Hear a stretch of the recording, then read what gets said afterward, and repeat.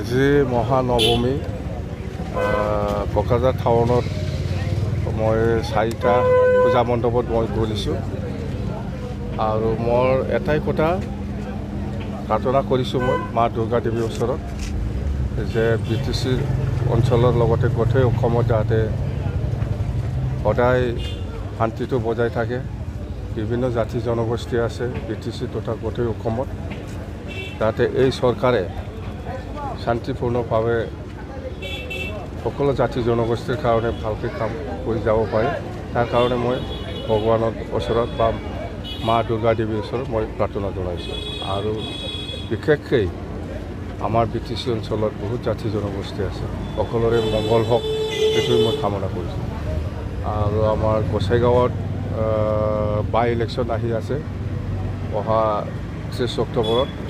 ইয়াত যাতে BPF দলে জিকিব পাৰে বিপুল ভোটত, তাৰ কাৰণে মই মা দুৰ্গাৰ ওচৰত প্ৰাৰ্থনা কৰিছোঁ।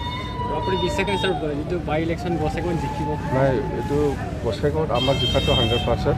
আৰু মই আজি 4টা জেগাত যিখিনি ঘূৰিছোঁ পূজা মণ্ডপত, মা দুৰ্গা দেৱীৰ ওচৰত সেইটোকে মই মানে আশীৰ্বাদ বিচাৰিছোঁ যে আমাৰ BPF দলে যাতে জিকিব পাৰে।